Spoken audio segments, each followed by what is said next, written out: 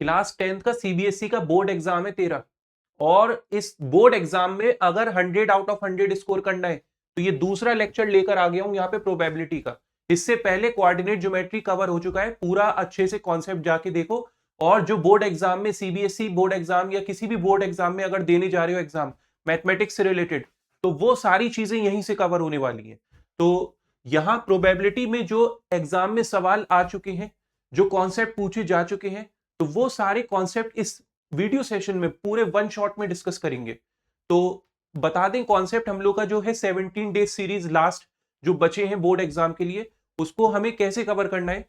तो पहले कॉन्सेप्ट का जो वीडियो लेक्चर है रिकॉर्डेड उसको देखो, और फिर जो लाइव क्वेश्चन सीरीज होगी उसको देखो, तो चैप्टर फिनिश होता चला जाएगा। तो एक सेशन रिकॉर्डेड रहेगा, एक सेशन लाइव रहेगा। तो जैसे कोऑर्डिनेट ज्योमेट्री हम लोगों ने रिकॉर्डेड कवर कर लिया, उसका लाइव क्वेश्चन आने वाला है। इसी तरीके से प्रोबेबिलिटी का ये रिकॉर्डेड लेक्चर है जिसमें सारे कॉन्सेप्ट्स कवर करेंगे। अगर तुम कुछ भी नहीं जानते हो, बिल्कुल जीरो हो, तो बिल्कुल हर चीज बताई जाएगी बिल्कुल बेसिक से। वीडियो को एंड तक जरूर देखो बस। तो सारे वो सवाल जो रिपीटेड हो रहे हैं, कॉन्सेप्ट रिपीट हो रहे हैं, वो सब इसी वीडियो सेशन में बताने वाले। पहले प्रोबेबिलिटी का मीनिंग जानो, बेसिक मीनिंग क्या होता है प्रोबेबिलिटी। तो प्रोबेबिलिटी होती है बेसिक, अगर हम डिफाइन करें, पॉसिबिलिटी। ठीक है, पॉसिबिलिटी। मान लो एग्जाम में तुम जाकर बैठ रहे हो, तो एग्जाम में जब बैठोगे तो पॉसिबिलिटी क्या होंगी, 50-50 होगा ना, या तो पास या फेल। तैयारी अच्छी होगी, तुमने अगर सीरीज अच्छे से करी हुई होगी अलीगढ़ कोचिंग सेंटर की, तो बिल्कुल अच्छे से आप एग्जाम दोगे। और अगर नहीं करोगे तो फिर दिक्कत की बात है। फिर यहाँ पे प्रोबेबिलिटी का मतलब है सिर्फ और सिर्फ पॉसिबिलिटी। पॉसिबिलिटी का मतलब होता है चांसेस, किसी भी इवेंट के होने के चांसेस। इवेंट क्या है, कोई भी एक्सपेरिमेंट जो आप कर रहे हो, जैसे एक कॉइन को टॉस कर रहे हो, तो वो क्या है, एक इवेंट हो गया। उसमें क्या होगा, आउटकम निकल कर आएगा, जो रिजल्ट निकल कर आएगा, हेड या टेल। एक डाइस को रोल कर रहे हो तो क्या आएगा, 1 2 3 4 5 6, ये क्या है, उसके आउटकम है। और सबको एक साथ लिख दोगे तो सैंपल स्पेस हो जाएगा। तो प्रोबेबिलिटी का मतलब है पॉसिबिलिटी, किसी भी इवेंट होने के क्या चांसेस हैं। मान लो मैं एग्जाम में बैठा, मैं फेल होऊंगा या पास होऊंगा, यही तो है पॉसिबिलिटी। तो ये 50-50 हो गया। ठीक है, एक डाइस को रोल करा तो या तो 5 आ सकता है या 6 आ सकता है, तो 1/6 होगी हर एक की पॉसिबिलिटी। तो ये है प्रोबेबिलिटी का बेसिक मीनिंग, जिसको हम डिफाइन कर सकते हैं चांसेस को कैलकुलेट करना और पॉसिबिलिटी को फाइंड आउट करना। ये है प्रोबेबिलिटी के अंडर में। अब प्रोबेबिलिटी में हमें पढ़ना क्या क्या है, देखो बेसिक मीनिंग जान लो क्या होता है। एक वर्ड होगा इवेंट, जो बार बार यूज होगा तुम्हारे पास। एक वर्ड होगा आउटकम, एक वर्ड होगा सैंपल स्पेस। सैंपल स्पेस जो कि बहुत जरूरी है जानना। देखो इवेंट क्या है, इवेंट है कॉइन को टॉस करना, ये एक एक्सपेरिमेंट इवेंट हो जाएगा। और एक डाइस को रोल करना, ये एक इवेंट हो जाएगा। कार्ड से वो एक इवेंट हो गया। ठीक है, आउटकम, आउटकम क्या है, जो रिजल्ट मिलेगा। जैसे कॉइन को टॉस कर रहे हो तो हेड आता है या फिर टेल आता है। डाइस को रोल कर रहे हो तो क्या आता है, 1 नंबर आता है, 2 आता है, सिंगल डाइस को रोल करने पे 3 आता है, 4 आता है, 5 आता है, 6 आता है। तो ये सब क्या है, उसका आउटकम है। तो हर एक एलिमेंट को आउटकम नाम दिया जा रहा है। तीसरी चीज है सैंपल स्पेस। सैंपल स्पेस क्या है, सारे आउटकम को एक साथ नोट कर दो। जैसे एक कॉइन को टॉस करने के बाद हेड टेल आया तो हेड टेल को एक जगह लिख लिया, ये हो गया सैंपल स्पेस इसका। एक डाइस को रोल करने के बाद नंबर आ गए 1 2 3 4 5 6, तो सारे आउटकम को एक जगह नोट कर रहे हो, वो क्या हो गया तुम्हारा सैंपल स्पेस हो गया। तो बस ये 3 बेसिक टर्म अगर तुम्हें क्लियर है तो प्रोबेबिलिटी का कहीं ना कहीं बेस तुम्हें क्लियर है। अब प्रोबेबिलिटी ऑफ एन इवेंट, किसी भी प्रोबेबिलिटी को फाइंड आउट करने के लिए एक पर्टिकुलर फॉर्मूला बनाया गया है, तुम्हें याद होना चाहिए ये बात। प्रोबेबिलिटी ऑफ एन इवेंट होता है नंबर ऑफ फेवरेबल आउटकम। जो पूरे चैप्टर में कॉमन रहने वाली बात वो पहले जान लो, नंबर ऑफ फेवरेबल आउटकम और अपॉन में टोटल नंबर ऑफ आउटकम। तो यहां आ जाएगा आउटकम और नीचे लिख दोगे total number of outcome. Total number of outcome ये तुम्हें क्या दे देगा, ये दे देगा तुम्हें प्रोबेबिलिटी कैलकुलेट करके किसी भी इवेंट की फाइंड आउट कर सकते हो। ये पर्टिकुलर फॉर्मूला प्रेजेंट है। इसके बाद प्रोबेबिलिटी जो होती है इवेंट की, वो क्या रेंज होती है उसकी। अब पता है एग्जामिनर यहां से सवाल पूछ रहा है, ध्यान रखना। प्रोबेबिलिटी इवेंट की जो लाई करती है वो ग्रेटर और इक्वल टू 0 होती है, लेस देन और इक्वल टू 1 होती है। तो ये तुम्हें ध्यान रखनी है बात को, ये रेंज है प्रोबेबिलिटी की। अच्छा, प्रोबेबिलिटी अगर सर जीरो हो जाए, probability of an event zero हो जाए तो वो क्या होगा, इम्पॉसिबल इवेंट होगा, इम्पॉसिबल इवेंट होगा। ध्यान रखना बात को, ये भी प्रोबेबिलिटी ऑफ एन इवेंट अगर इक्वल टू 1 हो जाए तो वो हो जाएगा श्योर इवेंट। और ये सवाल पूछा गया है, ध्यान रखो, ये भी प्रोबेबिलिटी ऑफ एन इवेंट क्या है, 1 है, तो वो क्या हो गया, श्योर इवेंट हो गया। प्रोबेबिलिटी ऑफ एन इवेंट 0 हो गया तो वो इम्पॉसिबल इवेंट हो गया। तो रेंज के बेसिस पे सवाल आ रहे हैं, ध्यान रखो, एक एक नंबर के एमसीक्यू यहां से बन सकते हैं तुम्हारे। फिर टॉपिक हम लोग का स्टार्ट होता है कि जब हमारा कॉइन को टॉस किया जाता है, टॉसिंग अ सिंगल कॉइन, तो क्या मिलता है हमें। तो हम लोग जानते हैं एक सिंगल कॉइन को टॉस करके तुम्हें या तो हेड मिलना है या फिर तुम्हें टेल मिलेगा। तो ये दो ही सैंपल स्पेस होंगे, मतलब दो ही आउटकम होंगे, हेड या फिर टेल। लेकिन कितने होंगे आउटकम अगर हम दो कॉइन को साइमल्टेनियसली टॉस करें। तो यहाँ पे 1 कॉइन की बात हो रही है। अगर सर 2 कॉइन टॉस करोगे तो क्या आएगा, तो हमारे पास ये आ जाएगा, देखो कॉइन ये हमारा प्रेजेंट है, इसको एक बार एक्सटेंड करोगे हेड या टेल आएगा, इसको एक बार और एक्सटेंड कर दोगे तो ये फर्दर एक्सटेंड हो जाएगा हेड टेल में। तो क्या आ जाएगा हमारा सैंपल स्पेस, ये आ जाएगा एच एच, मतलब हेड पहले कॉइन में और दूसरे कॉइन में भी हेड, पहले कॉइन में हेड दूसरे कॉइन में टेल, पहले कॉइन में टेल दूसरे कॉइन में हेड, या फिर पहले कॉइन में टेल और दूसरे कॉइन में भी टेल। ये तुम्हें क्या मिल रहा है, ये मिल रहा है तुम्हें सैंपल स्पेस किसका, जब हम दो कॉइन को साइमल्टेनियसली टॉस कर रहे हैं। सर सवाल अगर 3 कॉइन का आएगा तो क्या करोगे, अरे 3 कॉइन के लिए इसको फर्दर एक्सटेंड कर दो एक बार और, H T H T H T, सभी को एक्सटेंड करना है, ये ध्यान रखना, एच टी। तो ये 3 कॉइन का तुम्हें निकाल के देगा। तो 3 कॉइन का अगर तुमसे सवाल पूछा जा रहा है तो सवाल का आंसर क्या होगा, रिजल्ट क्या होगा, सैंपल स्पेस क्या होगा, तो एच एच एच, ये आ जाएगा तुम्हारा फर्स्ट केस। दूसरा क्या होगा, एच एच टी, ये हो जाएगा दूसरा केस। तीसरा क्या होगा, H T H, H T H. चौथा क्या होगा तुम्हारा, एच टी टी, ये हो जाएगा फोर्थ केस। पांचवा क्या होगा तुम्हारा, T H H, T H H. छठा क्या होगा, टी एच टी हो गया। सातवां क्या होगा तुम्हारा, टी टी एच। और लास्ट केस होगा टी टी टी। ये आ जाएगा तुम्हारा सैंपल स्पेस किसका, जब तुम 3 कॉइन को साइमल्टेनियसली टॉस कर रहे हो। और पता है यहां से सवाल बन रहे हैं, at least 2 head, at least 2 tail, at most 2 head, इस तरीके के सवाल तुम्हें मिल रहे हैं बोर्ड एग्जाम में। और काफी इंपॉर्टेंट टॉपिक रहने वाला है, तो ये ध्यान से एक एक चीज बारीकी से पढ़ लो। एक कॉइन को टॉस कर रहे हो, हेड टेल आ रहा है, 50-50 चांसेस है। 2 कॉइन को टॉस कर रहे हो तो H H H T T आ रहा है।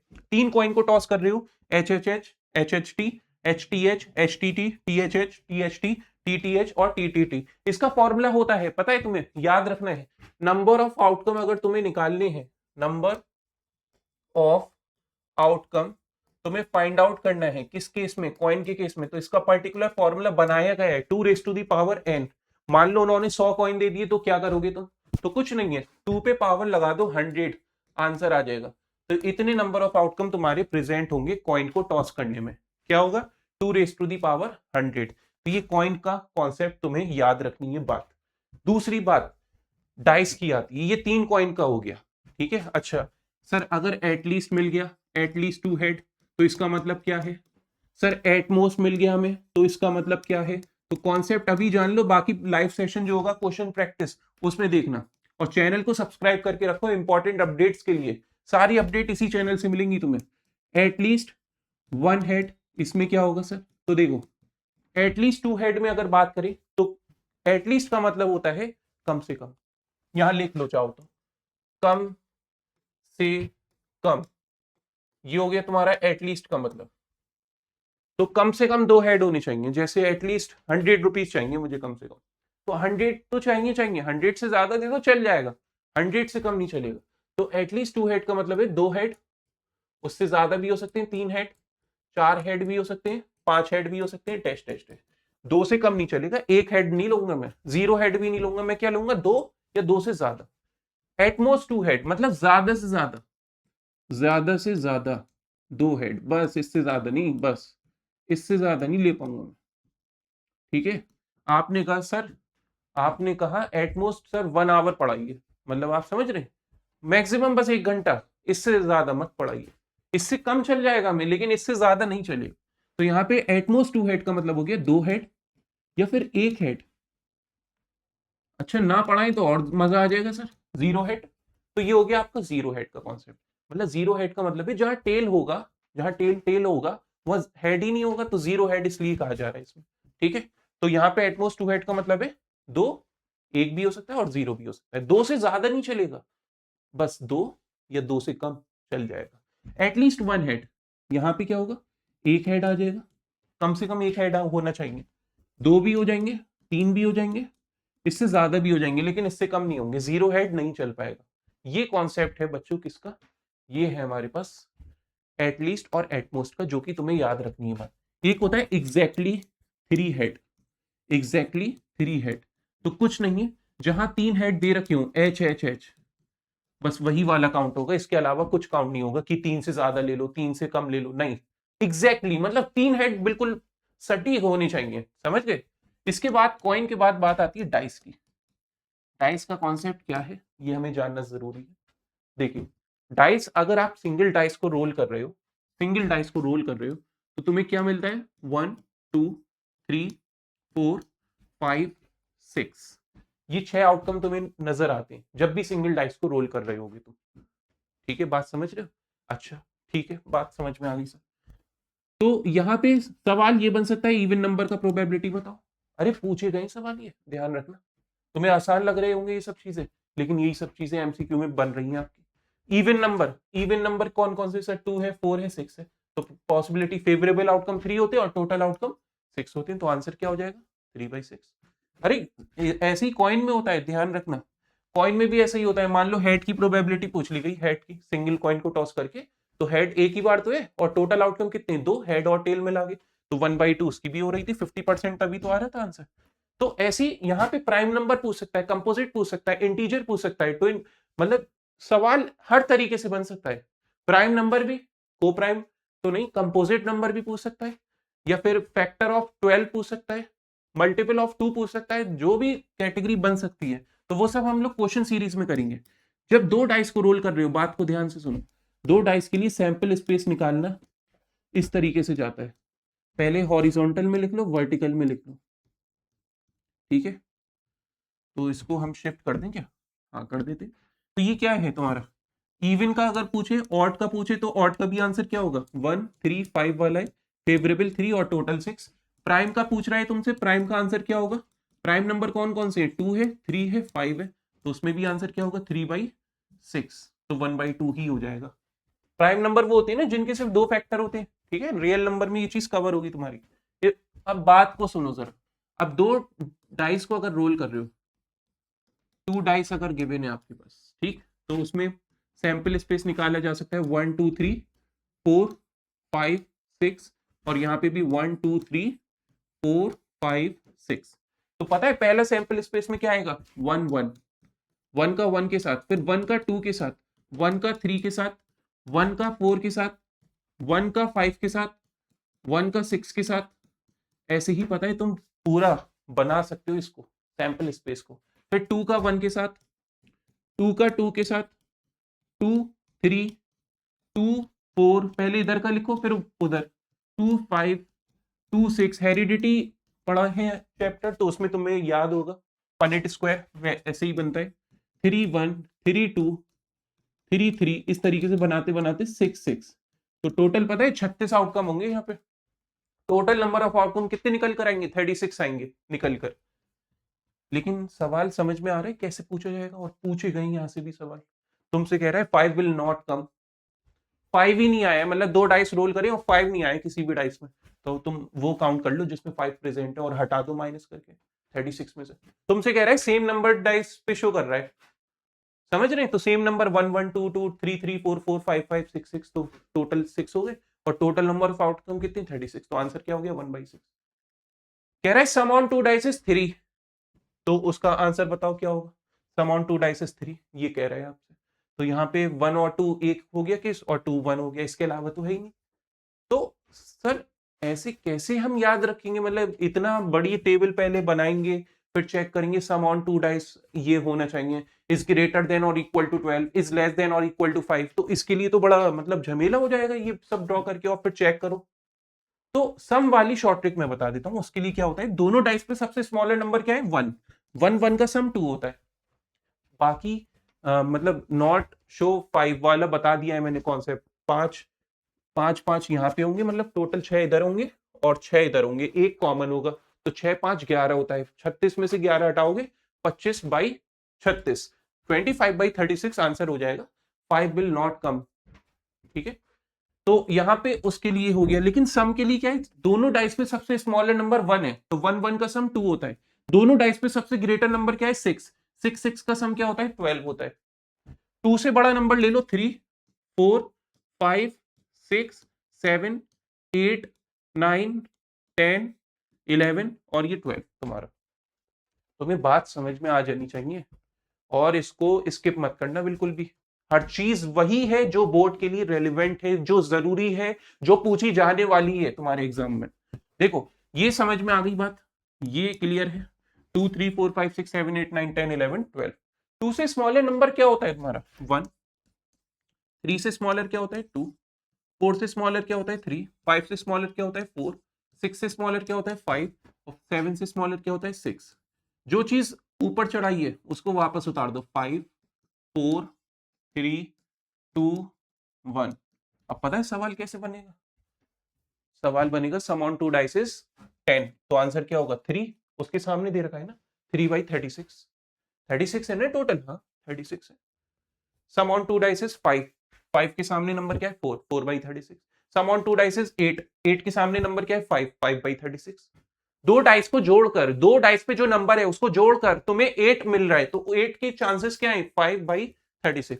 दो डाइस को छोड़कर तुम्हें ग्रेटर और इक्वल टू 7 मिल रहा है, ग्रेटर और इक्वल टू 7 मतलब ये सब केसेस आ जाएंगे, सारी केसेस। तो उसमें सम कर लोगे, 6 5 11 11 4 15 15 3 18 18 2 20 22 प्लस 1 21, तो 21/36 हो जाएगा किसका, sum on two dice is greater और इक्वल टू 7 में। तो हर तरीके का सवाल तुम कर लोगे अगर डाइस का सवाल तुमसे बनता है।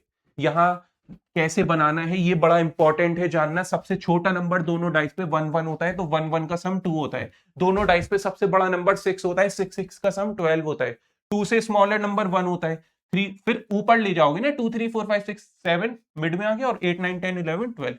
फिर 2 से स्मॉलर 1, 3 से स्मॉलर 2, 1 2 3 4 5 6 5 4 3 2 1। अब फिर आंसर दे दो अपना। ये याद रखने वाली बात है, ठीक है, इसको स्किप मत करना। ये डाइस का कॉन्सेप्ट हो गया। क्या इसके अलावा सर बन सकते हैं सवाल, बेटा बोर्ड एग्जाम में यही पूछे जा रहे हैं सवाल। और बाकी लाइव सेशन होगा तो उसमें अच्छे से तुम्हें मिल जाएगा कि कैसे कॉन्सेप्ट क्वेश्चन में अप्लाई हो रहे हैं, ठीक है। अब चलो यहाँ पे बात आती है कार्ड्स की। टोटल जो कार्ड्स होते हैं, अच्छा मैंने एक चीज नहीं बताई, नंबर ऑफ आउटकम निकालने का फॉर्मूला होता है यहाँ पे, नंबर ऑफ आउटकम डाइस के केस में अलग फॉर्मूला है। क्या है फॉर्मूला, वो है 6⁻n। बोलो क्या है, 6⁻n। डाइस के केस में 6⁻n है। अगर एक सिंगल डाइस को रोल कर रहे हो तुम, तो क्या होगा, 6 पे पावर 1 कितना आ जाएगा, 6। दो रोल कर रहे हो, है ना, दो डाइस रोल कर रहे हो, तो 6 पे पावर 2 कितना होगा, 12 नहीं होगा, गर्ल्स ध्यान रखिए, 36 होगा। तो बॉयज तो जानते हैं ना 6 स्क्वायर क्या होता है, 36। तो गर्ल्स गलतियां कर देती हैं, 6 स्क्वायर को लिख देती हैं 12। तो ये गलती नहीं करनी है। अब यहाँ पे डाइस का अलग है, सर कॉइन का तो अलग था, 2 पे पावर n था, तो बिल्कुल उसके अलग याद रखो, 2 पे पावर n है, और इसका 6 पे पावर n है। ये देखो दोनों का अलग है, दोनों को मिक्स मत कर देना।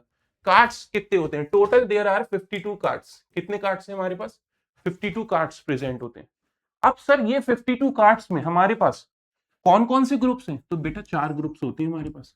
कितने होते हैं, 4 ग्रुप्स होते हैं, स्पेड्स, हार्ट, डायमंड, क्लब। ये तुम्हारे टोटल जो कार्ड्स हैं 52 कार्ड्स, उसमें ये 4 ग्रुप्स हैं। वो 4 ग्रुप्स में इक्वल इक्वल वेटेज है, 13 13 13 और तुम्हारा 13। ये होगा टोटल 4 ग्रुप्स, ठीक है। अब इन 4 ग्रुप्स में भी रेड कलर होता है, ब्लैक कलर कार्ड्स होते हैं, ठीक है। तो ये जो तुम्हारे पास ये है हार्ट और डायमंड, ये होता है रेड कलर का, ये क्या है, रेड कलर का कार्ड है। स्पेड्स और क्लब जो है वो ब्लैक कलर का कार्ड होता है। स्पेड्स और क्लब कैसा होता है, ब्लैक कलर का कार्ड होता है, ठीक है। तो 26 टोटल तुम्हारे पास स्पेड्स कार्ड है, वो सॉरी 26 कह रहा हूँ, 26 ब्लैक कार्ड्स हैं और 26 तुम्हारे पास रेड कार्ड्स हैं। तो ग्रुप्स देख लो कौन कौन से रेड है, हार्ट एंड डायमंड और spades and club black colour में। अब इसमें भी 13 में कौन कौन से नाम आते हैं, एस, किंग, क्वीन, जैक, और फिर नंबरिंग स्टार्ट हो जाती है तुम्हारे पास, यहाँ पे नंबरिंग आ जाएगी 10, 9, 8, 7, 6, 5, 4, 3 और 2। देख लो 4 और ये कितने, 3, 3, 6, 3, 9, तो 9 और 4 13, बिल्कुल सही है। तो 2 तक जाता है ये नंबर, ठीक है। अब यहाँ पे किंग क्वीन जैक जो है ना, फेस कार्ड होते हैं ये तुम्हारे पास। ये क्या होते हैं, फेस कार्ड, मतलब फेस प्रेजेंट होगा इसमें, ठीक है। तो 3 फेस कार्ड हर ग्रुप में, सेम ये कैटेगरी इसमें भी लाई करेगी, यही 13 कार्ड के नेम होंगे, सेम यहाँ पे भी लाई करेगी, सेम यहाँ पे भी लाई करेगी, बस ग्रुप अलग अलग है। तो 3 फेस कार्ड यहाँ पे, 3 यहाँ है, 3 यहाँ है, 3 यहाँ है, टोटल कितने हो गए फेस कार्ड, 12। तो कुछ चीजें जो जानना तुम्हें जरूरी है, फेस कार्ड्स हमारे कितने हैं, 12। नॉन फेस कार्ड हमारे कितने हैं सर, नॉन फेस कार्ड ये है हमारे 52 minus 12 that is equal to 40। अरे 52 कार्ड है, यानी टोटल 52 कार्ड्स हैं, उसमें नॉन फेस कार्ड अगर निकालने तो 52 में से 12 को लेस कर दोगे 40 आ जाएगा। रेड कलर के कार्ड्स कितने हैं तुम्हारे पास, 26, और ब्लैक कलर के कार्ड्स कितने हैं तुम्हारे पास, ये भी 26 है, क्योंकि 13-13 ग्रुप में डिवाइड हुआ हुआ है। तुमसे ये कह रहा है कि यहाँ पे क्वीन कितनी है, तो टोटल क्वीन कितनी है, यहाँ पे 4 है ना, हर एक ग्रुप में क्वीन है, तो 4 हो गई क्वीन।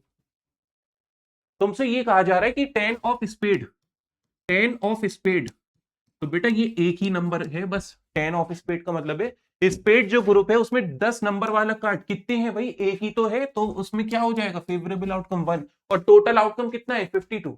बस ये था तुम्हारा कार्ड्स का कॉन्सेप्ट, इसके अलावा कुछ नहीं जानना तुम्हें। 52 कार्ड से 4 ग्रुप से 13 13 13 में spades, heart, diamond, club, 26 black है, 26 रेड कलर के कार्ड्स हैं, एस, किंग, क्वीन, जैक, और 10 9 8 7 6 5 4 3 2 यहां तक है। और इसमें किंग क्वीन जैक जो है फेस कार्ड है। तो टोटल फेस कार्ड कितने हो गए, 12 हो गए, 3 इंटू 4 12, और नॉन फेस कार्ड कितने हो गए, 52 माइनस 12 40, और क्वीन कितनी है, हर एक ग्रुप में क्वीन है, तो 4 हो गई। 10 ऑफ स्पेड, स्पेड में 10 नंबर वाला कार्ड, 10 ऑफ स्पेड का मतलब है 10 नंबर वाला कार्ड कौन सा है, एक ही तो है, तो एक हो जाएगा। 5 of queen, sorry 5 of diamond, तो उसमें भी तो एक ही हो जाएगा, 5 नंबर वाला कार्ड डायमंड ग्रुप में, तो एक हो जाएगा। बाकी और कुछ नहीं है इसमें, बाकी बात को हम लोग आगे बढ़ाते हैं, ठीक है। अब इसमें नॉन रेड कार्ड कह दे, तो नॉन रेड कार्ड का मतलब है ब्लैक कार्ड्स, तो 26 ही आ जाएगा। इसके बाद पता है तुम्हें क्या जानना है, इसमें ईयर होता है। ईयर 2 कैटेगरी में होता है, याद रखना बच्चों। एक होता है ऑर्डिनरी ईयर, ऑर्डिनरी ईयर मतलब जो नॉर्मल ईयर होता है तुम्हारे पास, और एक होता है लीप ईयर। एक क्या होता है तुम्हारे पास, लीप ईयर। ये ऑर्डिनरी ईयर क्या है और ये लीप ईयर क्या है, ये हमें जानना है। ऑर्डिनरी ईयर वो है जो नॉर्मल ईयर है, जो 365 डेज जिसमें प्रेजेंट होंगे तुम्हारे, कितने डेज होंगे, 365, और जो लीप ईयर है वो तुम्हारे पास 366 डेज देगा, कितने डेज देगा, 366 डेज। तो ऑर्डिनरी ईयर वो है जहां 365 दिन होते हैं, लीप ईयर वो है जहां 366 डेज होते हैं। अब सर हमें ये तो समझ में आ गया कि यहाँ 365 है, यहाँ 366 है, लेकिन हमें कैसे पता चलेगा कि कोई ईयर ऑर्डिनरी है या लीप ईयर है। तो याद रखना जो लास्ट 2 डिजिट 4 से डिवाइड कर दे वो लीप ईयर है तुम्हारा। जैसे 2024 जो है 4 से डिवाइड हो रहा है, जी सर बिल्कुल हो रहा है। आने वाला साल 2028 अब जो आएगा, आने वाला ये तो निकल गया 2024, 2028 ये भी लीप ईयर है बेटा, ये भी क्या है, लीप ईयर। तो ऐसी कई सारी एग्जाम्पल है, 2020 है, 2016, 2012, 2008, 2000 है ना, 2004, 1996, सब के सब लीप ईयर है, ये सब के सब लीप ईयर है। अच्छा ऑर्डिनरी ईयर क्या है फिर, ऑर्डिनरी ईयर वो है जहां पे 365 डेज है, जैसे 2025 आपका, 2026 आपका, 2027 आपका, 2022 आपका, 2023 आपका, 2023, समझ रहे हो, ये सब ऑर्डिनरी ईयर है ना। 1995, 2002, सब के सब ऑर्डिनरी ईयर है, क्योंकि यहाँ 365 डेज होते हैं, 4 साल में एक बार आता है लीप ईयर, और वो एक जो दिन एक्स्ट्रा होता है ना, जैसे तुम देख रहे होगे यहाँ 366 है, यहाँ 365 है, तो वो फेब में ऐड हो जाता है बस, यहाँ 29 डेज होते हैं, जानते हैं ना आप लोग लीप ईयर के बारे में। और यहाँ पे कितने डेज होते हैं, फरवरी के मंथ में 28 डेज होते हैं, ये ऑर्डिनरी ईयर की बात है। तो अभी जो 2026 का फरवरी आने वाला है आपका, उसमें 28 डेज होंगे, 2028 में कितने होंगे 29। तो 4 साल में एक बार लीप ईयर तुम्हें मिल जाएगा। ठीक है, बात को आगे बढ़ाएं। तो इसमें सवाल कैसे बनेगा सर, मतलब ये क्या थ्योरी पूछेगा? अरे नहीं यार, ऐसी कैसी बात कर रहे हैं। यहां आपसे सवाल ये बनेगा कि find the probability of 53 Sunday ordinary year या लीप ईयर, ऐसे बन सकता है। 53 मंडे, 53 ट्यूसडे ऑर्डिनरी ईयर या लीप ईयर। अब सर ये तो मतलब कुछ समझ ही नहीं आई बात। तो सुनो बात, अगर हम ऑर्डिनरी ईयर की बात करें, ये ओ वाई क्या है ऑर्डिनरी ईयर, और एल वाई क्या है लीप ईयर।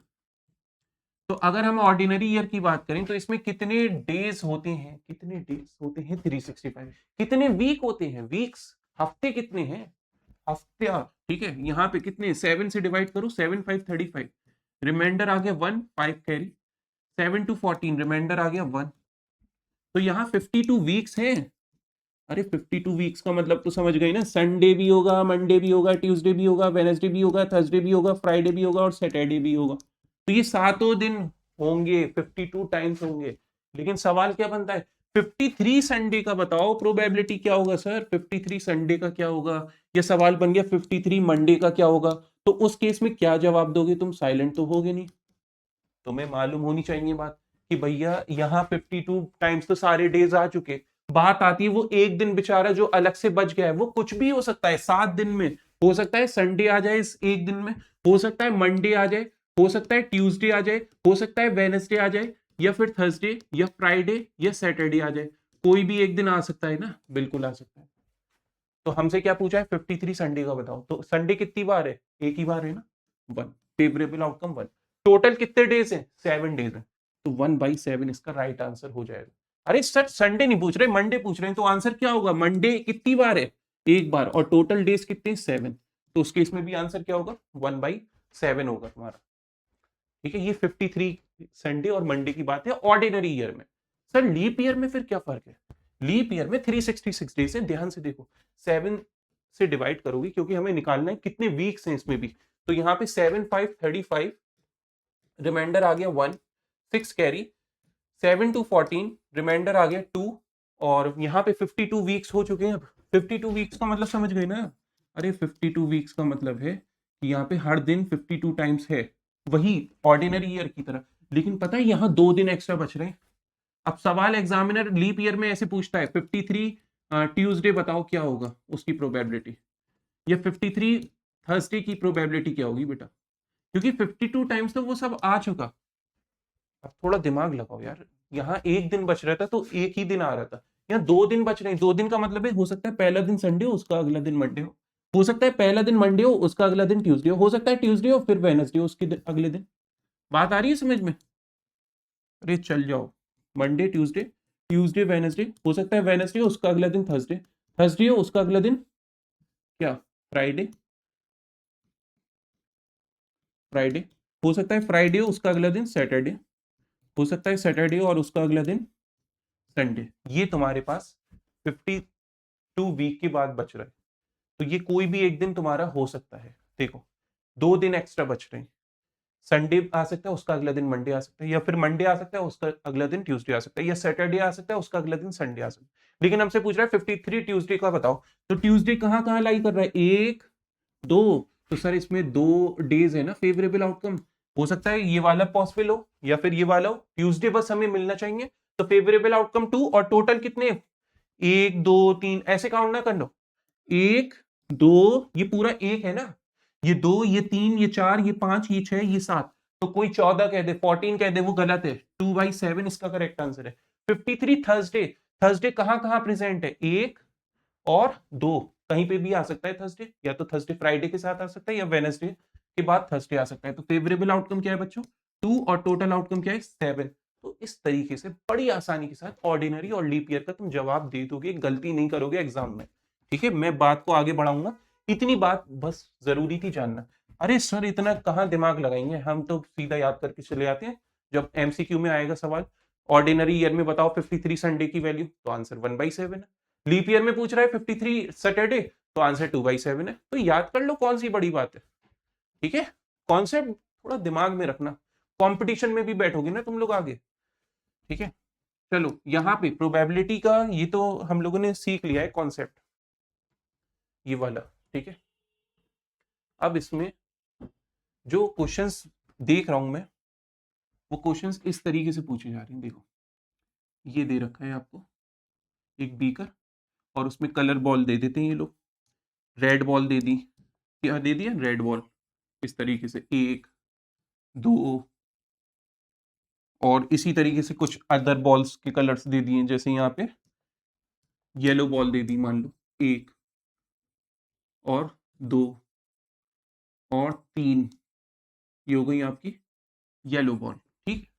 कुछ और कलर्स भी दे दिया, मान लो ब्लू दे दिया, 1 और 2 इस तरीके से, और 3 और 4, ये हो गया ब्लू बॉल्स। समझ रहे हो बात को? अरे भाई अब सवाल तुमसे पूछा जाएगा बड़े कर्रे तरीके से, कहेगा बेटा व्हाइट बॉल की प्रोबेबिलिटी बताओ। अब तुम ढूंढते रह जाओगे, व्हाइट बॉल तो है ही नहीं इसमें। तो बेटा इसीलिए तो तुम्हें पढ़ाया गया है इम्पॉसिबल इवेंट, चांद से तारे तोड़ना, ये इम्पॉसिबल इवेंट हो गया है ना, कह तो देते हो तुम लोग।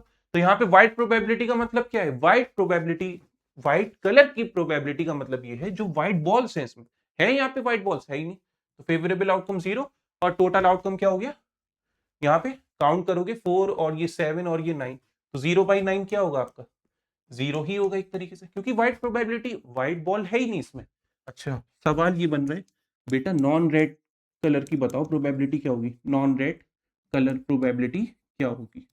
तो अच्छा नॉन रेड का मतलब समझ में आता है कि रेड के अलावा, तो रेड के अलावा कौन कौन है, 1 2 3 4, मतलब 9 में से ये 2 बॉल हटा दो तो तुम्हारे पास क्या आ जाएगा, आंसर आ जाएगा। देखो 1 2 3 4 5 6 7, 7/9 आ जाएगा। 9 में से 2 हटाओगे तब भी 7 आना है आपका, ठीक है। अच्छा यहाँ पे कह रहा है सीधा सीधा येलो बॉल की प्रोबेबिलिटी क्या होगी, येलो बॉल जो है तुम्हारे पास उसकी प्रोबेबिलिटी क्या होगी, तो येलो कलर की कितनी है 3, और टोटल कितना है 9, तो 1/3 इसका हो जाएगा, कैंसिल आउट हो गया। और याद रखना प्रोबेबिलिटी ऑफ एन इवेंट होने के और नहीं होने का सम जो होता है ना, वो 1 होता है तुम्हारे पास, क्या होता है वो तुम्हारा 1 होता है। किसी भी इवेंट के होने के चांसेस और नहीं होने के चांसेस का सम क्या है, 1 है। बात को ध्यान रखना है इस बात को। अब मान लो प्रोबेबिलिटी कोई दे दी गई है तुम्हें 0.6, कह रहा है बेटा कॉम्प्लीमेंट बताओ इसका, कॉम्प्लीमेंट बताओ इसका क्या होगा। तो कॉम्प्लीमेंट के लिए कुछ मत करना, तुम्हें मालूम है प्रोबेबिलिटी 0 और 1 के बीच में ही है, 0 के इक्वल होगी या 0 से बड़ी होगी या 1 के बराबर होगी या 1 से स्मॉलर होगी। तो कॉम्प्लीमेंट अगर पूछे तो 1 में से ही माइनस कर देना इसको, 0.6 को, तो आंसर क्या देगा ये 0.4। तो इस तरीके से आ जाएगा तुम्हारा आंसर, ये आ जाएगी प्रोबेबिलिटी 0.4, ठीक। बात को गहराइयों से समझिए, कॉम्प्लीमेंट जब भी पूछेगा तो 1 में से माइनस कर देना। अच्छा यहाँ पे -1.5 एक ऑप्शन है, एक ऑप्शन है तुम्हारा 30%, एक ऑप्शन है तुम्हारे पास यहाँ पे 2, एक ऑप्शन है यहाँ पे 7/2। चलो कह रहा है बताओ प्रोबेबिलिटी कौन सी है, तो सर निगेटिव तो होती नहीं है, बिल्कुल हम सीख चुके हैं, निगेटिव होती है प्रोबेबिलिटी, नहीं होती। 30% का मतलब क्या है, परसेंट में तो सर होती नहीं है बेटा, परसेंट में ऐसा जरूरी थोड़ी है, परसेंट में अगर आप इसको सॉल्व करोगे तो 30/100 लिखोगे, 0 0 कैंसिल होगा तो तुम्हें क्या देगा 0.3, और 0.3 प्रोबेबिलिटी की रेंज में लाई कर रहा है, तो ये हो सकती है प्रोबेबिलिटी। 2 तो हो ही नहीं सकती ना, 2 1 से बड़ी हो जाती है, जबकि 1 के इक्वल और 1 से स्मॉलर होगी। 7/2 क्या होता है 3.5, तो ये कहां से हो जाएगी बेटा, ये भी नहीं होगी आपकी प्रोबेबिलिटी। तो ये बस बात को ध्यान रखना, प्रोबेबिलिटी कैसे सवाल बन सकता है तुम्हारा, कैसे पूछ रहा है, कैसे रिपीटेड कॉन्सेप्ट तुमसे पूछे जा रहे हैं, ठीक है। एक सवाल पता है वो रिपीट हो रहा है काफी, जैसे 200 डिस्क दे रखी हैं, कुछ डिफेक्टिव हैं कुछ करेक्ट हैं, तो तुमसे कहा जा रहा है कि एक डिस्क तुमने निकाली और वो क्या थी, सही नहीं थी, खराब थी मतलब, है ना। तो अलग अलग तरीके से तुमसे सवाल पूछ रहे हैं, तो उसकी प्रोबेबिलिटी क्या होगी। या फिर तुम ये ध्यान रखो सेम बर्थडे, इससे सवाल बनता है, सेम बर्थडे, 2 फ्रेंड है और दोनों का सेम डेट में बर्थडे, उसकी प्रोबेबिलिटी क्या होगी। मान लो मेरा बर्थडे 17 फरवरी को है ना, तो जो मेरा दोस्त है, जो फ्रेंड है, उसका भी बर्थडे उसी डेट में हो, तो वो एक ही तो दिन है 17 फरवरी, और टोटल डेज ऑर्डिनरी ईयर के अकॉर्डिंग अगर लोगे तो 365 होंगे। तो आंसर क्या आ जाएगा? 1/365। ये किसका है? ये सेम बर्थडे का है। एक होता है डिफरेंट बर्थडे। डिफरेंट बर्थडे का मतलब ये हो गया 17 फरवरी के अलावा जितने भी दिन है ना, उसमें से कोई भी दिन सिलेक्ट कर लो, लेकिन वो दिन ना हो बस 17 फरवरी वाला। डिफरेंट बर्थडे का मतलब ही है कि 17 फरवरी में अगर मेरा है बर्थडे, तो मेरे इसकी डेट के अलावा कोई भी डेट में प्रेजेंट हो सकता है, तो उसके लिए क्या होगा? 364 फेवरेबल आउटकम और टोटल आउटकम 365। ठीक है, बात समझ में आ गई है? तो ये प्रोबेबिलिटी का हम लोगों ने वन शॉट डिस्कस कर लिया है कॉन्सेप्ट वाइज।